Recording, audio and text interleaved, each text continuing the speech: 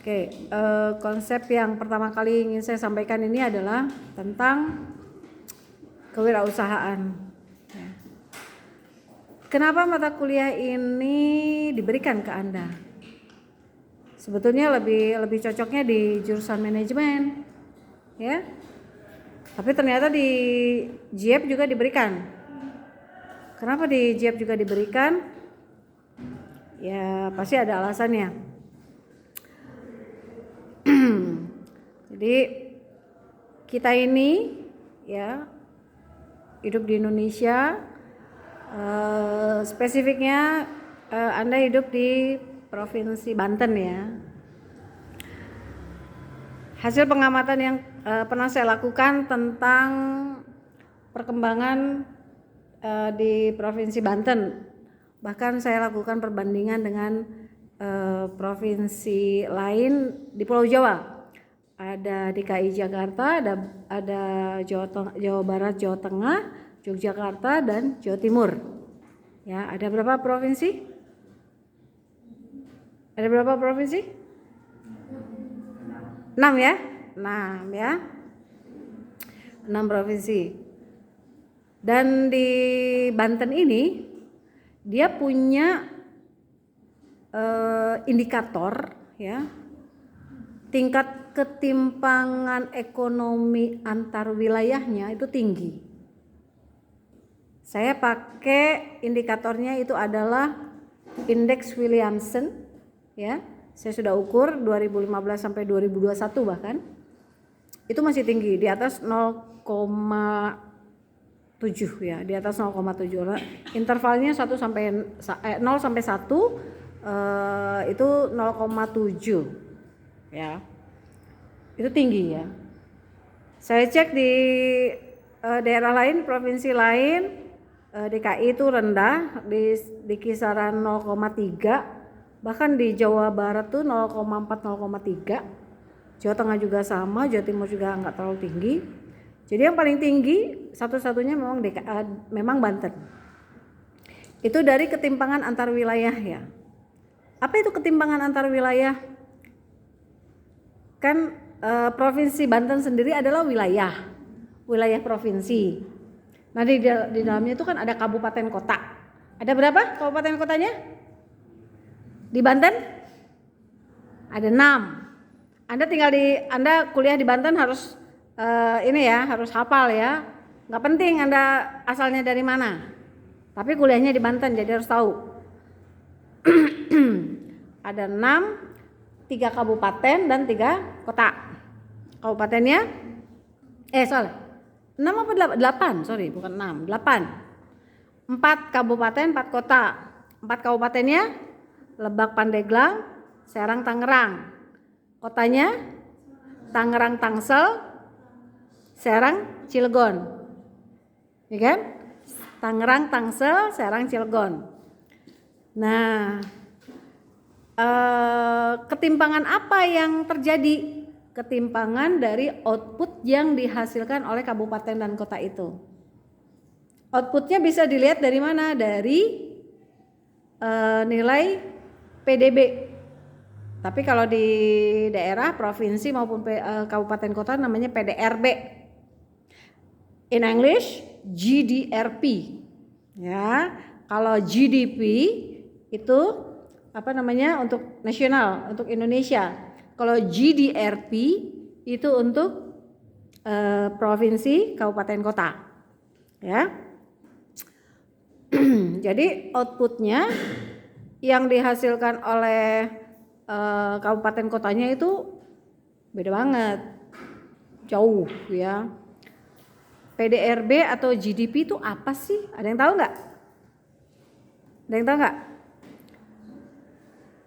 Kan suka denger ya GDP kita gitu, pernah denger dong? Pernah denger nggak? Pernah nggak? Jawab dong. Nggak ya? Jadi kita tuh punya, kan gini, orang Indonesia ya, kita persempit lah jadi orang Banten gitu ya, provinsi Banten. Disebut orang Banten aja ya, orang Banten ada yang di provinsi Banten. Jadi masyarakat yang ada di Provinsi Banten itu kan melakukan aktivitas ekonomi yaitu bekerja. Ya kan?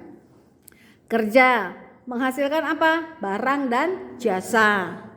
Ada yang produknya barang, ada yang produknya jasa. Kemudian produk yang dihasilkannya itu kan ada satuannya ya. Ada yang satuannya berat, ada yang satuannya volume, ya enggak? Ada yang satuannya unit, ada yang satuannya jasa, kan gitu ya. Kan nama satuannya beda-beda ya. Nah, itu dicatat. Tapi kemudian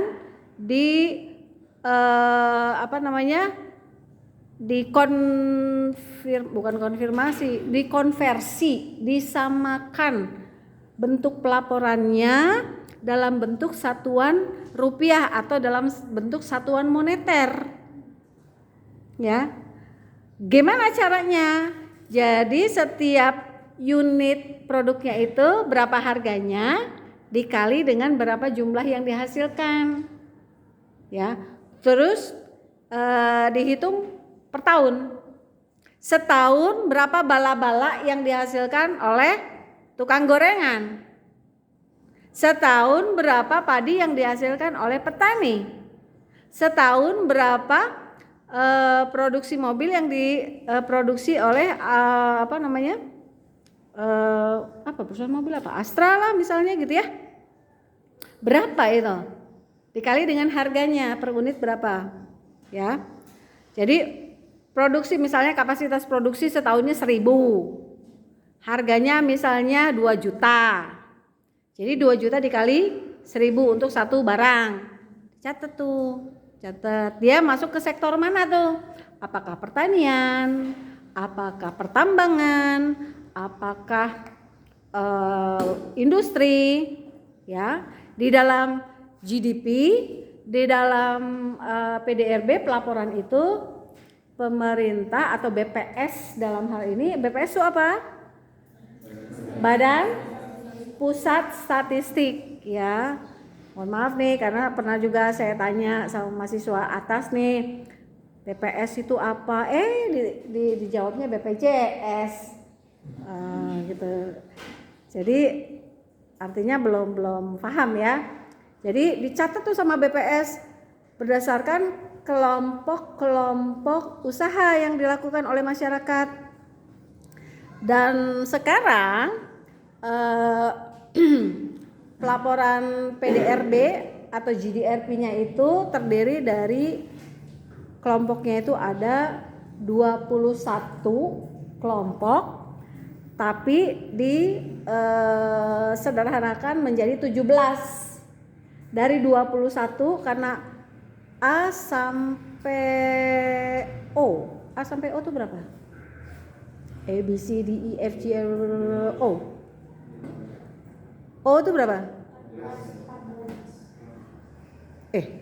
O, P, Q, R, S, T, U sampai U, sampai U. R, S, T, U. U sampai U. 21. Iya, sampai sektor U.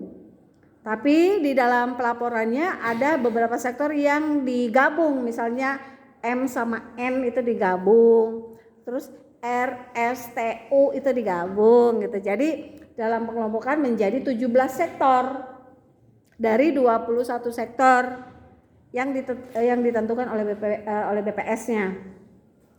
Nah, itu dimasukkan misalnya sektor yang pertama yang A itu adalah pertanian. Pertanian itu kan macam-macam. Ada kehutanan, ada perikanan, ada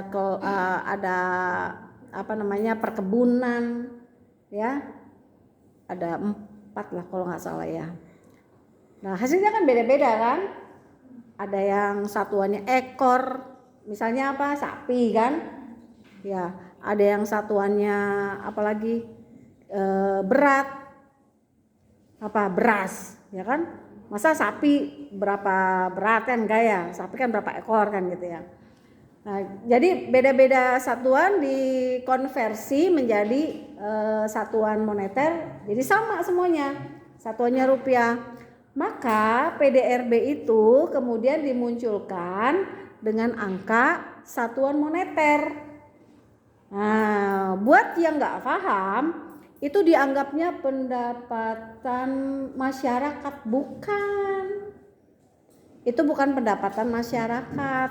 Itu adalah nilai output yang dihasilkan oleh masyarakat. Ya, nilai output yang dihasilkan oleh masyarakat. Berapa totalnya setahun itu? Apakah itu berarti nilai uang? Harusnya iya, tapi kan belum tentu juga. Gimana maksudnya? Nah, misalnya gini, kalau misalnya ada yang jual nasi goreng lah gitu ya, kemudian dia mulai jualan dari sore kan gitu, mulai jualan dari sore. Kemudian dia bawa dari rumah untuk berapa porsi ya? Katakan misalnya 50 porsi gitu ya. Dia bawa dari rumah untuk 50 porsi. 50 porsi dengan harga katakan misalnya 15.000 gitu ya. Maka berapa dia akan dapat omsetnya? Berapa coba?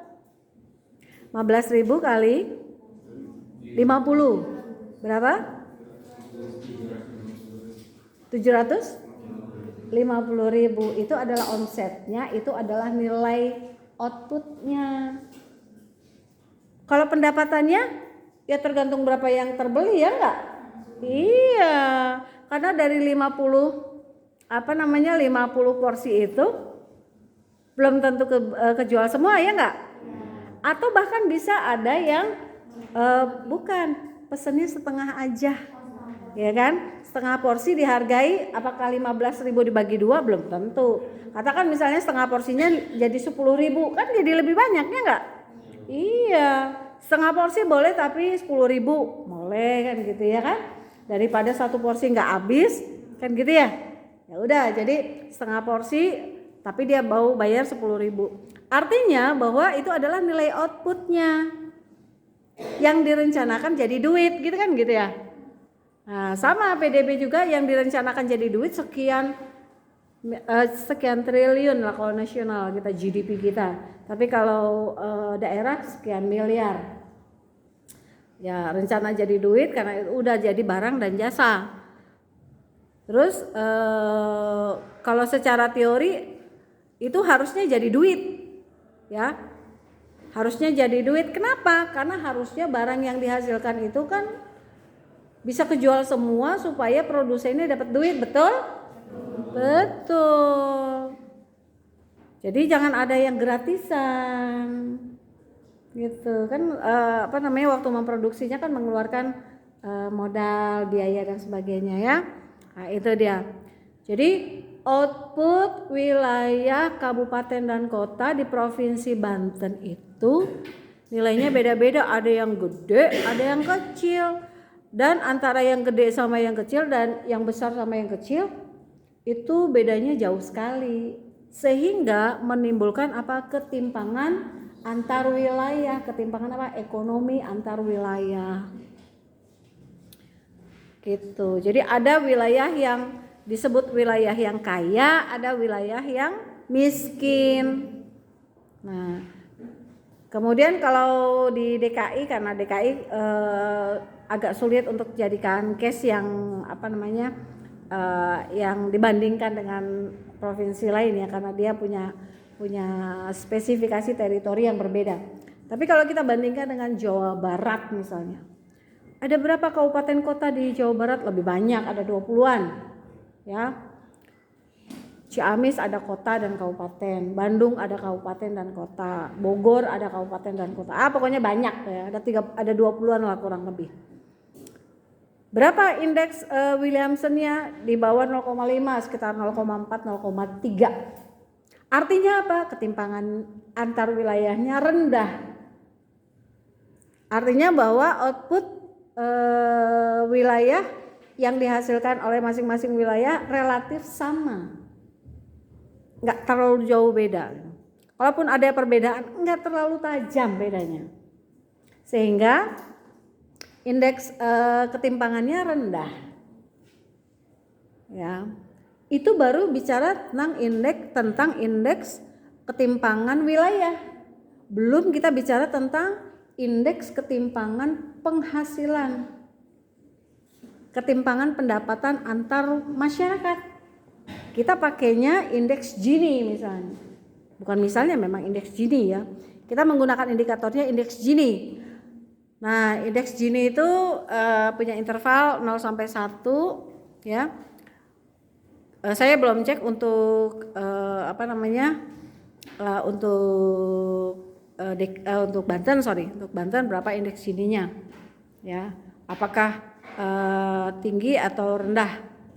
Apakah